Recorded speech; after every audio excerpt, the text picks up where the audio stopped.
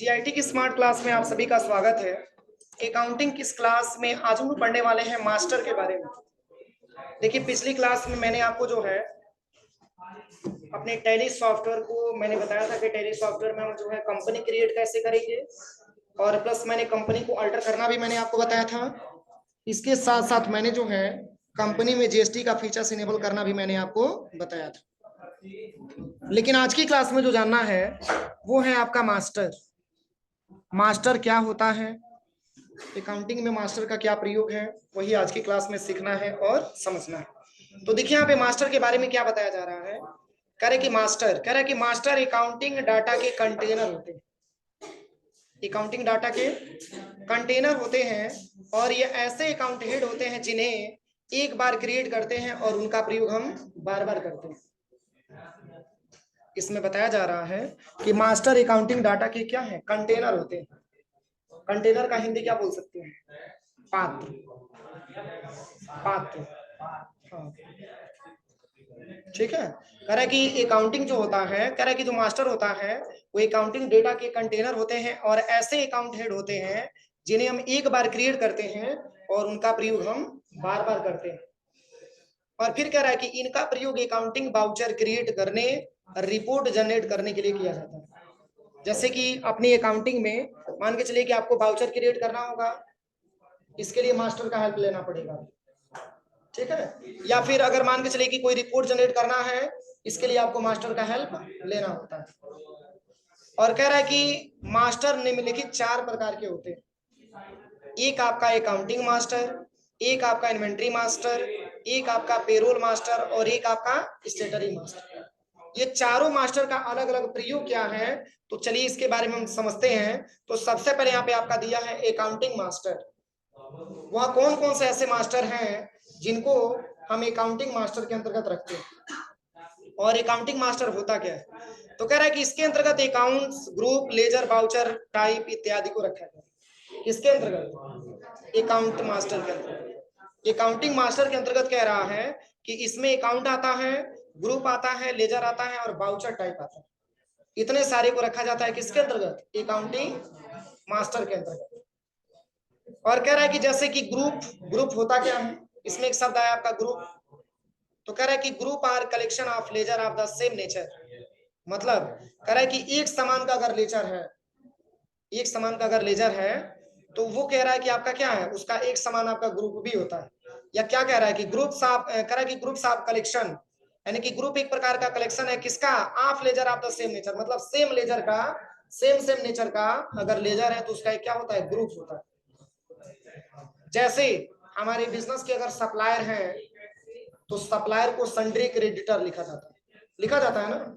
जैसे कि मान के चलिए कि रमेश ट्रेडर्स हमारे बिजनेस का सप्लायर है, तो जब रमेश ट्रेडर्स का हम लेजर बनाएंगे तो अंडर में उसका ग्रुप हम क्या रखेंगे? सन्ड्री क्रेडिटर रखेंगे। क्यों? क्योंकि हमारे बिजनेस का सप्लायर है और कभी भी सप्लायर को सन्ड्री क्रेडिटर लिखा जाता है। तो चलिए ये मिलेगा कैसे, तो देखिए मैं आपको बता दे रहा हूँ। सबसे पहले तो हम यहाँ से टैली सॉफ्टवेयर ओपन कर लेते हैं। यहाँ से टैली का अपना कंपनी ओपन कर लेते हैं टैली सॉफ्टवेयर में।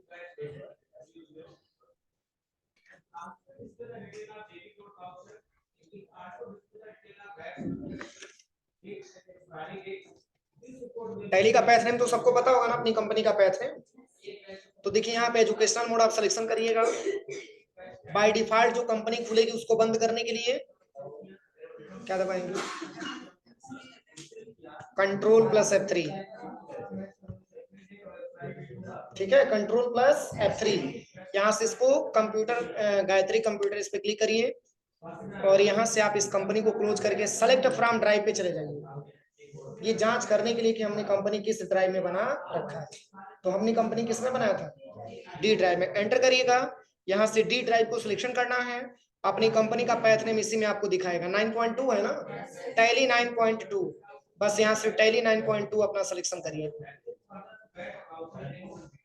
बस ये रहा। ऐसे ही आप भी जब कंपनी बनाए होंगे तो उसमें जो आप पैथ नेम दिए होंगे ऐसे ही पैथ नेम वहां पे शो करके दिखाएगा। यहाँ से टैली 9.2 ले लीजिए, गायत्री कंप्यूटर प्राइवेट लिमिटेड के नाम से आ जाएगा। इंटर बटन प्रेस करके आगे बढ़ जाइए। ये आप ही की कंपनी खुली है गायत्री कंप्यूटर लिमिटेड के नाम से, ठीक है। अब यहाँ पे आपको करना क्या है, देखिए मास्टर आपको दिखेगा कहाँ?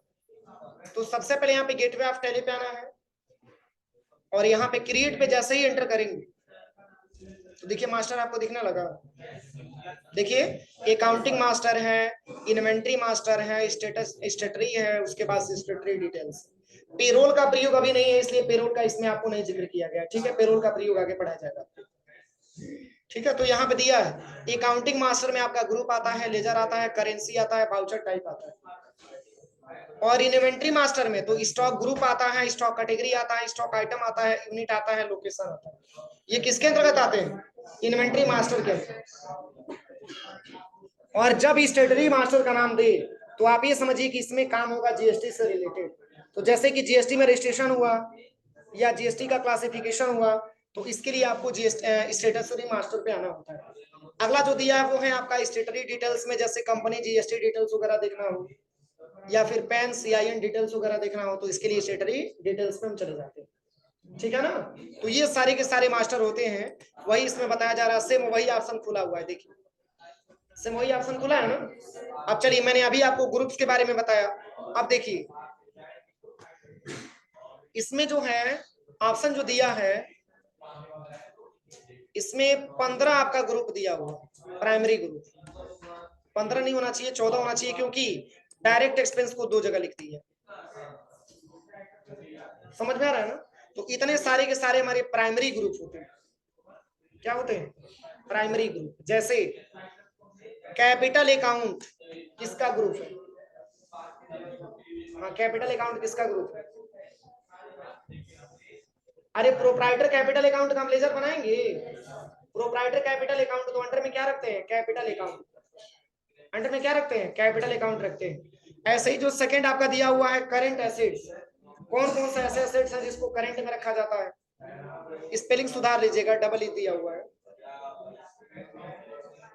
कौन कौन से ऐसे एसेट्स हैं जिनको करंट में रखा जाता है? जैसे कैश, बैंक बैलेंस, ये सब हमारे क्या होते हैं? करंट एसेट्स में आते हैं। डेबिटर्स, कस्टमर हमारे बिजनेस के, ये सब के सब हमारे करंट एसेट्स के अंतर्गत आते हैं। मैंने सब पढ़ाया है आपको। इसके बाद से आता है फिक्स एसेट्स। करंट लायबिलिटीज क्या होता है? करंट लायबिलिटीज एक लॉन्ग टर्म लायबिलिटीज होता है, एक करंट लायबिलिटीज होता है। तो करंट लायबिलिटीज क्या होता है? बोलिए, करंट लायबिलिटीज में क्या क्या आएगा? करंट लायबिलिटीज की बात होगी। करंट लायबिलिटीज के अंतर्गत क्या क्या आएगा? जैसे देखिए, जो हमारे छोटे मोटे लायबिलिटीज होते हैं, जो कर्ज होते हैं, आईडी कार्ड पहले सबको लगाइए, सबको आईडी कार्ड लगाइए, सबको आईडी कार्ड लगाओ।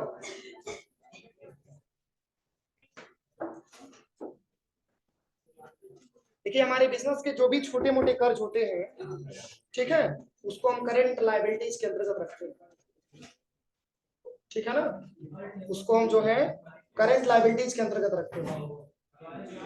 अरे करंट का मतलब क्या होता है? शॉर्ट टाइम, और लायबिलिटीज का मतलब आपका कर्ज होता है, ठीक है। और लॉन्ग की बात किया जाए तो लॉन्ग टर्म लायबिलिटीज का मतलब वो हमारे बिजनेस का लंबे समय तक का कर्ज हो जाता है। जैसे बैंक से लिया गया लोन, मैंने बताया था लॉन्ग टर्म लायबिलिटीज में आ जाएगा। अर्जुन, आईडी कार्ड क्यों क्यों छूट जा रहा है आईडी कार्ड? चलिए, तो इतना सारा हमारा प्राइमरी ग्रुप है और इतना सारा हमारा 13 सब ग्रुप दिया हुआ है। तो जैसे कि यहाँ पे पढ़ लीजिएगा, ये सब दिया हुआ है। अगर कैपिटल अकाउंट क्या होता है ये पूरा मैंने आपको पढ़ाया ही है। करंट एसेट्स क्या होता है इसके भी मैंने आपको बताया है। और बैंक अकाउंट किसका ग्रुप होता है? तो जब बैंक का नाम बनाते हैं, जैसे बैंक का लेजर आप बनाएंगे, पीएनबी बैंक अकाउंट, तो अंडर में बैंक अकाउंट आप सेलेक्ट करेंगे। एसबीआई अकाउंट, तो उसमें भी आप बैंक अकाउंट ही सेलेक्ट करेंगे। तो ये सारे के सारे आपके 15 सब ग्रुप, यहाँ 15 प्राइमरी ग्रुप आपको मिला हुआ है 14। तो ये सारा का सारा यहाँ पे नाम मेंशन किया गया है कि किसके अंतर्गत क्या क्या आता है। इसके बाद से यहाँ पे लिखा हुआ है sales account, purchase account, direct income, indirect income. तो मैंने आपको बताया था कि इनकम और एक्सपेंस में अंतर। जैसे कि मान के चले कि किसी प्रोडक्ट को हमने परचेज करने के लिए गया, उस प्रोडक्ट का रेट बताया गया 100 रुपया, और वो प्रोडक्ट हमको 80 रुपये में ही मिल जा रहा है, तो 20 रुपए हमारे लिए डिस्काउंट रिसीव होगा कि डिस्काउंट अलाउ होगा? डिस्काउंट रिसीव होगा। तो जब बिजनेस में डिस्काउंट रिसीव होता है तो डिस्काउंट रिसीव हमारा इनडायरेक्ट इनकम होता है, इनडायरेक्ट इनकम होता है। तो अगर डिस्काउंट रिसीव का आप लेजर बना रहे हैं तो अंडर में क्या रखिएगा? इनडायरेक्ट इनकम आप रखिएगा। समझ में आ रहा है ना? या जो सप्लायर है जो बहुत सारे गुड्स को सेल कर रहा है, अगर उससे हम सामान खरीद रहे हैं तो अगर हम उसको, वो हमको डिस्काउंट दे रहा है तो उसके लिए डिस्काउंट अलाउ हो जाएगा। तो जब उसके लिए डिस्काउंट अलाउ है तो डिस्काउंट में अलाउ अगर जुड़ गया तो हमारे बिजनेस का एक्सपेंस होगा, अगर रिसीव है तो हमारे बिजनेस का इनकम। तो जब डिस्काउंट अलाउ होगा तो इनडायरेक्ट एक्सपेंस हो जाएगा, और जब डिस्काउंट रिसीव होगा तो इनडायरेक्ट इनकम हो जाएगा। इसके बाद से बैंक अकाउंट मैंने अभी आपको बताया। कैश इन हैंड क्या होता है? तो मैंने आपको पेटी कैश के बारे में बताया था। पेटी कैश क्या होता है? हाँ, जो हमारे बिजनेस के छोटे मोटे खर्च होते हैं, जिसको हम फुटकर खर्च के नाम से जानते हैं। जैसे एक छोटा सा एग्जांपल मैं आपको बताऊं, जैसे कि मान के चलिए कि सुबह से लेकर के शाम तक सोनू सर से ये बोल दिया गया कि सुबह से लेकर के शाम तक जितना भी फीस जमा होगा उस फीस में से आपको एक भी पैसा खर्चा नहीं करना है, क्योंकि आज बृहस्पतिवार। ठीक है? हाँ, खर्चा करना हो तो अलग से आप 5,000 रुपये ले लीजिए, उसमें से आप खर्चा करिए। तो जो हम 5,000 अलग से दे रहे हैं ना, पेटी कैश उसको बोला जाए, पेटी कैश उसको बोला जाए। उसका अलग हिसाब किताब होगा। सुबह से लेकर शाम तक कितने बच्चों ने फीस जमा किया, वो तो अलग उसकी हिसाब बनेगी ना। वो भी कैश है, ये भी कैश है, दोनों में अंतर है। वो पेटी, ये पेटी कैश हो गया और वो कैश हो गया। तो कैश का भी under group cash in hand होगा, और पेटी कैश का भी ग्रुप क्या होगा? कैश इन हैंड ही होगा। समझ में आ रहा है ना? इसका जब हम लेजर बनाएंगे पेटी कैश का, तो पेटी कैश का भी जब लेजर बनाएंगे तो उसका ग्रुप कैश इन हैंड ही होगा। और अगर हम कैश का भी बनाते हैं तो भी कैश का कैश इन हैंड ही होता है। और जब भी आप जो है एंट्री करिएगा, बैलेंस शीट वगैरह बनाएंगे, इसमें हम, इसमें दो लेजर आपको नहीं बनाना होता, एक कैश और दूसरा प्रॉफिट एंड लॉस। क्योंकि ये दो लेजर ऐसे हैं जो ऑलरेडी उसमें बने होते हैं, केवल उसका अमाउंट हमको, ओपनिंग बैलेंस हमको भरना होता है, बाकी लेजर ऑलरेडी पहले से बना होता है। तो चलिए, यहाँ पे आपका दिया हुआ है डिपॉजिट एसेट्स। डिपॉजिट एसेट्स क्या होता है? जैसे कि कस्टमर से आपको कुछ पैसा पाना था, वो कस्टमर ला करके आपको पैसा डिपॉजिट कर दिया, जमा कर दिया, तो एक प्रकार का एसेट्स आपके बिजनेस में देखेंगे, तो डिपॉजिट एसेट्स में आ जाता है। लोन एंड एडवांस, बैंक से लोन लेते हैं, या फिर मान के चलिए कि जो है हम सर से क्या कर लिए, जैसे कि मान के चलिए कि हमारा सैलरी है, मान के चलिए कि 2,000 रुपये पर महीना, और मैंने सर से एडवांस 5 लाख रुपया ले लिया, तो वो हमारे लिए क्या हो जाता है? लोन एडवांस एसेट्स में आ जाता है। समझ में आ रहा है ना? और इसके बाद से स्टॉक इन हैंड, दोनों में अंतर समझिएगा। जैसे कि मान के चलिए कि हमको सर से पेमेंट लेना था 2,000 रुपये, और मैंने कई सारे महीनों का एक बार मैंने ले लिया, तो वो हमारे लिए एसेट्स है। लेकिन अब जैसे कि मान के चलिए इस महीने में हमको सैलरी पाना था और सर अभी तक हमको सैलरी दिए हैं, ठीक है, या 2 महीने 3 महीने का सैलरी वो रखा हुए हैं, तो उनके लिए लायबिलिटी है, और हमारे लिए अगर मिल गया ज्यादा मात्रा में मैंने लिया तो हमारे लिए एसेट्स। अगला दिया है सन्ड्री डेबिटर। क्या होता है? अपने व्यापार में जो कस्टमर होता है उसका जब हम लेजर बनाते हैं तो अंडर में क्या रखते हैं? Sundry, sundry debtor. उसको गुड्स को सेल करना होता है, उसको सेल करते हैं। अगला जो दिया है ड्यूटीज एंड टैक्सेज। अब ये क्या होता है? तो जब हम टैक्स का लेजर क्रिएट करेंगे, जैसे कि मान के चलिए कि गुड्स एंड सर्विस टैक्स में, जैसे कि मान के चलिए कि मैंने स्टेट टैक्स सिलेक्शन किया, तो स्टेट टैक्स एक प्रकार का किसके अंतर्गत आएगा? लोकल ट्रांजेक्शन के अंतर्गत आएगा, लोकल जीएसटी के अंतर्गत आएगा। तो जब लोकल जीएसटी हम क्रिएट करेंगे तो उसमें मैंने आपको बताया था कि 2 प्रकार का उसमें जीएसटी लगता है, सीजीएसटी और यस जीएसटी। तो जब हम ऐसा लेजर बनाएंगे, सीजीएसटी मतलब सेंट्रल टैक्स और यस का मतलब स्टेट टैक्स, जब हम लेजर बनाएंगे तो अंडर में क्या रखेंगे? ड्यूटीज एंड टैक्सेज रखेंगे, क्योंकि एक प्रकार की ये टैक्स है, क्या? सीजीएसटी और यस जीएसटी। समझ में आया? अब इसके बाद से यहाँ पे लिखा हुआ है प्रोविजन। प्रोविजन का मतलब एक प्रकार का प्राविधान होता है, इसका भी लेजर हमको बनाना होता है। इसके बाद से आपका सन्ड्री क्रेडिटर आता है। सन्ड्री क्रेडिटर क्या है? किसको बोलेंगे सन्ड्री क्रेडिटर? किसको बोलेंगे? सप्लायर को बोलेंगे। क्यों? क्योंकि उससे पैसा हमको पाना नहीं होता है, देना होता है। वो ऐसा हमारी कंपनी है, वो ऐसा हमारा पार्टी है जिससे कि हम उधार माल परचेज किए हैं और वो पैसा उसको देना होता है, इसलिए वो लायबिलिटीज का पैसा है। वो सन्ड्री क्रेडिटर बोला जाता है सप्लायर को। और बैंक ओडी अकाउंट क्या होता है? तो बैंक में अगर आपने जो है ऐसा अकाउंट ओपन करवा दिया जो लोन से संबंधित है, उसको बैंक होल्डिंग अकाउंट हम बोल सकते हैं। इसके बाद से सिक्योर लोन है, बैंक से आपने लोन वगैरह ले रखा है, किसी बैंक से सिक्योर लोन, अनसिक्योर लोन आता है। तो यही सब आपको समझना है, ठीक है। और यही पूरा यहाँ पे डिटेल में आपको बताया गया है, इसको थोड़ा सा आप घर पे पढ़ लीजिए। जैसे डायरेक्ट इनकम का मतलब, अगर किसी से हमको डायरेक्ट मतलब अगर इनकम हो रही है तो उसको हम डायरेक्ट में रखते हैं, और इनडायरेक्ट का मतलब अगर प्रत्यक्ष रूप से कोई इनकम ना हो रहा हो, अप्रत्यक्ष रूप में हो रहा हो, उसको हम इनडायरेक्ट में रखते हैं। ये बताएंगे जब वाउचर की एंट्री करना बताएंगे, थोड़ा सा भी होल्ड करें, ठीक है। वर्षा क्यों गुस्सा रही है, क्यों गुस्सा रही है? अब चलिए, इसके बाद से आता है लेजर। यहां तक तो हो जाएगा ना, एक बार थोड़ा सा पढ़ लीजिएगा घर पे जाकर के, पूरा डिटेल में दिया हुआ है। अगला आता है लेजर। अब लेजर क्या होता है, तो देखिए यहाँ पे लेजर के बारे में बताया जा रहा है। कह रहा है कि लेजर अकाउंट हेड होते हैं जिसमें ट्रांजेक्शन रिकॉर्ड किए जाते हैं। लेजर क्या होता है, अकाउंटिंग मतलब यहाँ पे बताया जा रहा है कि अकाउंट हेड होते हैं, और कह रहा है कि जिसमें ट्रांजेक्शन को हम क्या करते हैं, रिकॉर्ड करते हैं। और लेजर वाउचर एंट्री करने के लिए महत्वपूर्ण है, और बिना लेजर के हम किसी भी ट्रांजेक्शन को रिकॉर्ड नहीं कर सकते। जैसे फॉर एग्जाम्पल मैंने आपको बताया था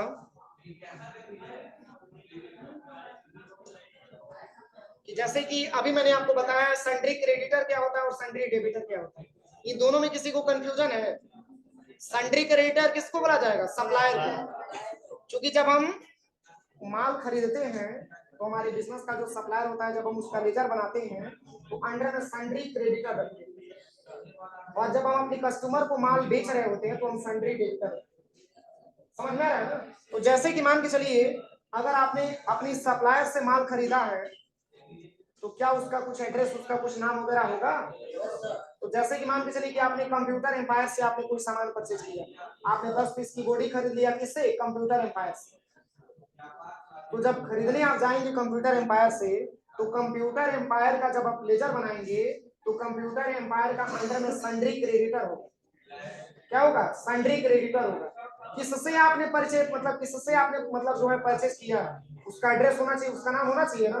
इसीलिए कह रहा है कि हम उसका क्या करते हैं, लेजर बनाते हैं। तो किसका लेजर बनाएंगे, कंप्यूटर एम्पायर का लेजर बनाएंगे, और अंडर में रखेंगे कि हमारे बिजनेस की क्या है, सप्लायर, सन्ड्री क्रेडिटर। समझ में आ रहा है ना? उसके बाद से जब नीचे आएंगे तो उसमें बैलेंस, ओपनिंग बैलेंस भरने के लिए देगा, उसमें ओपनिंग बैलेंस उसका, ठीक है। वही बात है, इसमें कह रहा है कि लेजर अकाउंट हेड होते हैं जिसमें ट्रांजैक्शन रिकॉर्ड किए जाते हैं, और लेजर वाउचर एंट्री करने के लिए महत्वपूर्ण। और कब इसकी आवश्यकता होती है, तो जैसे कि जब परचेज वाउचर में हम उसकी एंट्री करेंगे या सेल्स वाउचर में हम उसकी एंट्री करेंगे, तो ये जरूरी है कि हम उस पार्टी का लेजर बनाएं। क्योंकि जब तक आप लेजर नहीं बनाएंगे तब तक आपको क्या ट्रांजेक्शन हो रहा है, किससे ट्रांजेक्शन हो रहा है, कैसे पता चलेगा?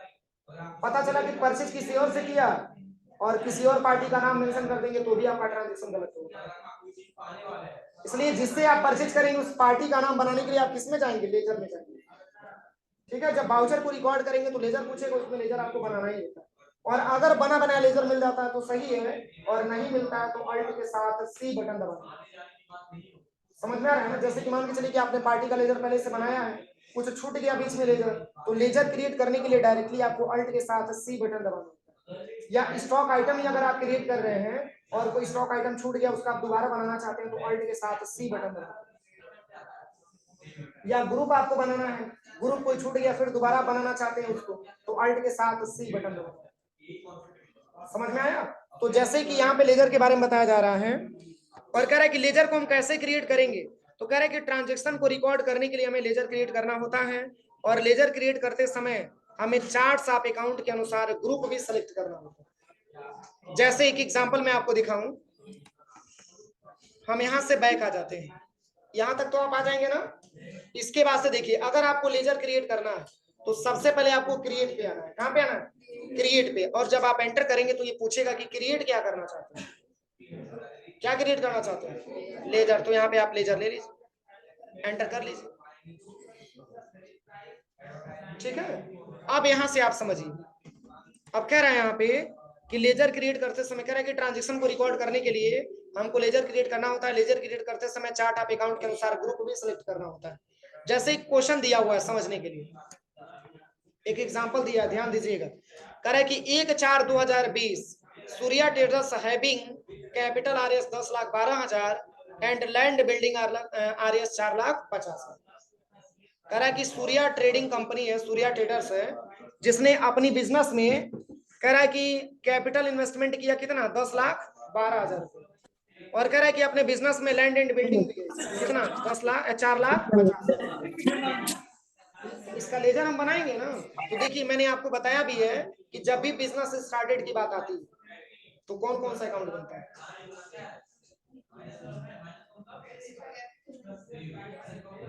जब भी बिजनेस स्टार्टेड की बात आती है तो मैंने आपको बताया था एक कैश का बनता है और एक आपका कैपिटल का बनता है। इसमें किसको डेबिट और किसको क्रेडिट किया जाता है? हाँ, कैश को डेबिट और कैपिटल को क्रेडिट किया जाता है। तो देखिए इसमें दो अकाउंट आपका बनेगा। जब भी बिजनेस स्टार्टिंग की बात आती है तो एक कैश और दूसरा आपका कैपिटल बनता है। तो कैपिटल पर्सनल अकाउंट के हिसाब से हम क्रेडिट करते हैं ना, क्योंकि कैपिटल गिवर होता है और गिवर का नेचर हमेशा क्रेडिट होता है, ठीक है ना। इसलिए हम कैपिटल को क्या करते हैं, क्रेडिट करते हैं और डेबिट करते हैं कैश को, चूंकि कैश हमारे व्यापार में आ रहा होता है और कैश एक प्रकार का रियल अकाउंट है और हमारे व्यापार में आ रहा होता है, इसलिए इसको हम डेबिट करते हैं। तो जैसे कि जब हम इसका बनाएंगे तो इसमें जब हम लेजर बनाएंगे तो कह रहा है कि इसका सॉल्यूशन कैसे बनेगा। तो 1/4/2020 है तो हमारा फाइनेंशियल ईयर 23-24 है ना, तो हमारा तो 23-24 एक्सेप्ट करेगा। तो यहाँ पे 1/4/2023। अब चूंकि सूर्या यहाँ पे नाम दिया तो नाम से तो हमको कुछ लेना देना तो है नहीं। यहाँ पे जब हम लेजर बनाएंगे तो कह रहा है कि कैपिटल अकाउंट लेजर, कह रहा है कि go to gateway of Tally. सबसे पहले गेटवे ऑफ टैली पे जाएंगे, वहां क्रिएट पे जाएंगे और वहां से हम लेजर को क्रिएट करेंगे। और फिर कह रहा है कि अंडर में क्या रखेंगे, प्रोप्राइटर। यहाँ पे कह रहा है कि जब हम लेजर क्लिक करेंगे तो कह रहा है कि इंटर नेम एज, मतलब नाम क्या रखना है, तो प्रोप्राइटर कैपिटल अकाउंट आपको रखना है। क्यों? क्योंकि बिजनेस का मालिक ही बिजनेस में पूंजी लगाने का काम करता है, इसलिए प्रोप्राइटर कैपिटल अकाउंट रखेंगे। और जब ग्रुप मांगेगा तो किस प्रकार का अकाउंट है, ये कैपिटल अकाउंट है, इसलिए हम ग्रुप में क्या रखेंगे, कैपिटल अकाउंट रखेंगे। अभी नहीं समझ में आ रहा होगा। देखिए यहाँ पे सबसे पहले लेजर पे आप आ जाएंगे और यहाँ पे आपको टाइप करना है प्रोप्राइटर, प्रोप्राइटर कैपिटल अकाउंट। हो गया ना। अब चूंकि मैंने इसमें पहले भी आपको बताया है, करा है, देखिए कह रहा है कि ट्रांजैक्शन को रिकॉर्ड करने के लिए लेजर क्रिएट करना होता है और लेजर क्रिएट करते समय हमें चार्ट्स ऑफ अकाउंट के अनुसार ग्रुप भी सिलेक्ट करना होता है। तो ये देखिए ये चार्ट ऑफ अकाउंट आपके सामने खुला रहेगा, अभी एंटर करेंगे, ये चार्ट ऑफ अकाउंट आपके सामने खुल गया। देखिए अब ये प्रोप्राइटर कैपिटल अकाउंट का नाम दे दिया गया तो किसके अंतर्गत आएगा। ऐसा नहीं कि हम इसको रख देंगे, कोई नहीं रखा जा सकता है। यहाँ पे हमको कैपिटल अकाउंट ही सिलेक्ट करना है, यही बातें इसमें बताया गया। देखिए यहाँ पे लिस्ट ऑफ ग्रुप आप देखेंगे तो पूरा ग्रुप आपका आ जाएगा, लेकिन कौन किस ग्रुप के अंतर्गत जाएगा ये आपकी जानकारी होनी चाहिए ना। तो अगर आप प्रोप्राइटर कैपिटल अकाउंट के जगह पे अगर आप अपने सप्लायर का नाम मेंशन कर दिए तब इसमें से क्या सिलेक्शन करेंगे आप, सन्ड्री क्रेडिटर। नहीं समझ में आ रहा है, चलिए पहले इतना समझिए। कैपिटल अकाउंट मैंने लिख दिया और इसका बैलेंस कितना लिखा है, 10,12,000 यहाँ पे अमाउंट आप मेंशन कर दीजिए। अब मैंने अभी आपको बताया कि कैपिटल हमेशा क्रेडिट होता है, तो ये बैलेंस हमारा किस में जाएगा, क्रेडिट में जाएगा। देखिए ऑटोमेटिक क्रेडिट लिख दिया, सही है, ऑटोमेटिक यहाँ पे क्रेडिट लिख दिया और बस यहीं से कंट्रोल ए से आप एक्सेप्ट करा दीजिए, ठीक है। एक लेजर मैंने बना करके कंप्लीट किया। क्वेश्चन में दो आपका लेजर दिया, एक आपका कैपिटल का दिया है और एक आपका लैंड एंड बिल्डिंग का दिया। तो लैंड एंड बिल्डिंग हमारे बिजनेस के लिए क्या है, किस प्रकार का एसेट्स है, फिक्स एसेट्स है। किस प्रकार का एसेट्स है, फिक्स एसेट्स है। जब हम इसका लेजर बनाएंगे तो अंडर में क्या रखेंगे, फिक्स एसेट्स लिखेंगे। देखिए यहाँ पे दिया भी है, यहाँ पे इसको हम कैसे बनाएंगे, तो यहाँ पे आप टाइप करिएगा लैंड एंड बिल्डिंग। अब एंटर करेंगे, अब एंटर में क्या होगा, बस आपको लिखना है, केवल F दबाएंगे तो फिक्स के पहले क्या आ जाएगा। देखिए आपको बनाना नहीं है, हाँ जो नहीं बनेगा, जो नहीं मिलेगा उसको आप अल्ट सी करके आप बना सकते हैं, ठीक है। अब यहाँ पे आप इसको सिलेक्शन कर लीजिए। अब यहाँ पे जीएसटी के बारे में पूछा जाएगा तो यहाँ पे जीएसटी दे रहा है ना, इसको नॉट एप्लीकेबल करिएगा। फिर यहाँ पे जीएसटी एप्लीकेबल क्या दे रहा है, एप्लीकेबल दे रहा है, यहाँ पे नॉट एप्लीकेबल आपको भरना है।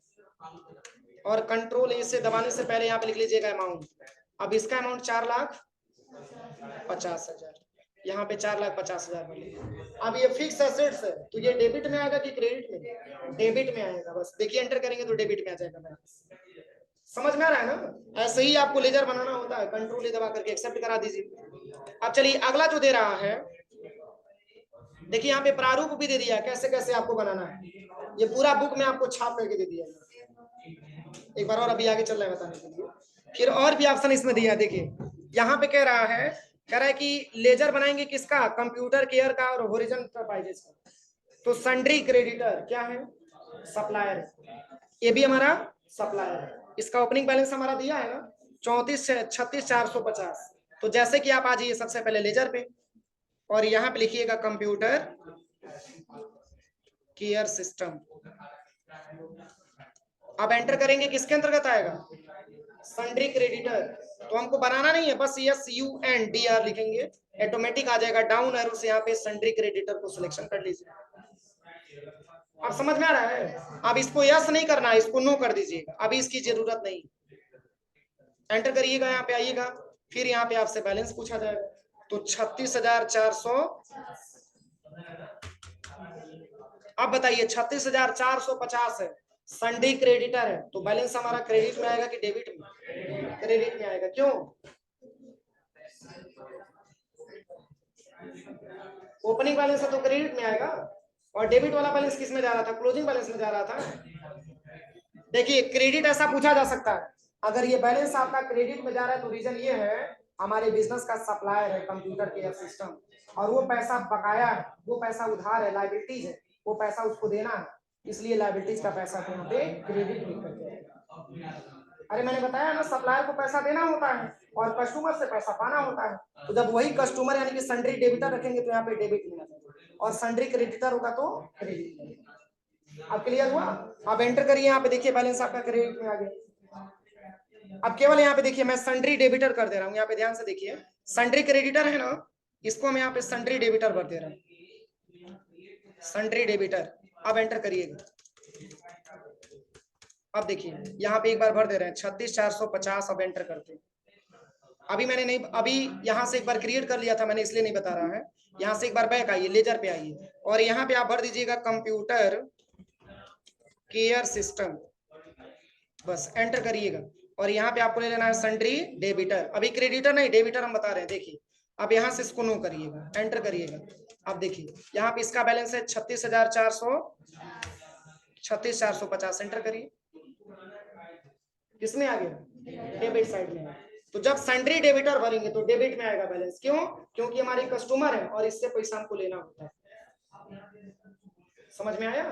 अब अगर आप जैसे ही यहाँ पे क्रेडिट भर देंगे तो ये बैलेंस आपका क्रेडिट में आ जाएगा, इसलिए सही आंसर क्या होगा, सन्ड्री क्रेडिटर हो जाएगा। बस अब यहाँ पे आप भर दीजिएगा 36,450, एंटर करिएगा, यहाँ पे क्रेडिट भर लीजिएगा। बस ये क्रेडिट डेबिट आपको भरना नहीं होता है, ऑटोमेटिक सेट कर लेता है, ठीक है, एक्सेप्ट करा दीजिए। ऐसे ही पूरा आप बनाइए आप चल करके लैब में। होरिजन एंटरप्राइजेस का दिया है, तो जैसे इसमें और भी दिया है कि जैसे कि मान के चलिए कि कोई डिलीट करना हो, कोई अल्टरेशन करना हो, ये पूरा बन जाएगा ना, बन जाएगा कि बताना पड़ेगा, बन जाएगा ना। अब देखिए कह रहा है कि अल्टरिंग लेजर, अगर हम किसी लेजर में कोई करेक्शन मॉडिफिकेशन कोई परिवर्तन करना चाहेंगे तो इस ऑप्शन का प्रयोग कर सकते हैं। जैसे कि मान के चलिए कि आपने कुछ लेजर में अपना गलती बना दी, उसको आप सुधार करना चाहते हैं। अरे कंप्यूटर केयर का आपने भरना था सन्ड्री डेबिटर, आपने सन्ड्री क्रेडिटर भर दिया, उसको आप कैसे सुधार करेंगे। तो इसके लिए क्या करिएगा, सबसे पहले टैली सॉफ्टवेयर पे बैक आइएगा और यहाँ पे देखिए अल्टर पे आना है, और यहाँ से आपको लेजर पे आ जाना है, कंप्यूटर केयर ओपन कर लीजिए, यहाँ से आप सुधार कर लीजिए, हो जाएगा। और डिलीट करना है तो अल्ट के साथ,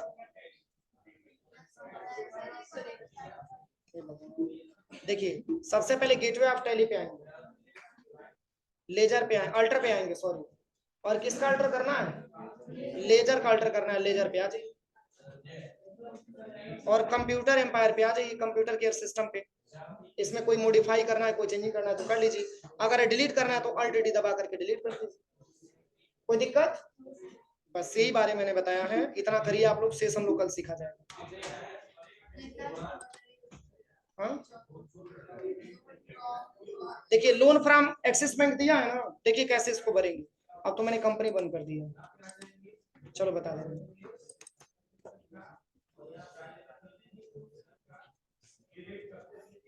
हेलो ठीक, हाँ हाँ देखिए यहाँ पे सबसे पहले क्रिएट पे आ जाना। अरे अपना कंपनी नहीं ना है, कंट्रोल प्लस F3, यहाँ से अपनी कंपनी ओपन करिए। सेलेक्ट फ्रॉम ड्राइव, इसमें डी ड्राइव, इसमें अपनी कंपनी आप सिलेक्शन कर लीजिए 7 पॉइंट कितना है 9.2। बस देखिए सबसे पहले क्रिएट पे आइए, लेजर पे आइए, और किस नाम से लेजर बनाना है, लोन फ्रॉम एक्सिस बैंक। देखिए इसमें दिया भी है लोन फ्रॉम एक्सिस बैंक ही दिया, यहाँ पे भर दीजिए loan from axis bank space देकर के, बस एंटर करेंगे। किसके अंतर्गत आएगा, सिक्योर लोन के अंतर्गत आएगा, बस ले लीजिए सिक्योर। ये एक प्रकार का लोन है, हमारे बिजनेस का लोन है, मैंने लोन ले रखा है अपने बैंक से, वही सिक्योर लोन के अंतर्गत आएगा। देखो इसमें नीचे लिखा नहीं है लोन्स लायबिलिटी, ये हमारे बिजनेस का एक प्रकार का लोन है, वो हमारे उसमें लायबिलिटी है, उसका बैलेंस हम यहाँ पे मेंशन कर देंगे। तो ये बैलेंस क्रेडिट में आएगा कि डेबिट में, हाँ क्रेडिट में आएगा, क्योंकि उधार है, लायबिलिटी है, लोन है, ये ध्यान दीजिएगा। अब हो जाएगा ना।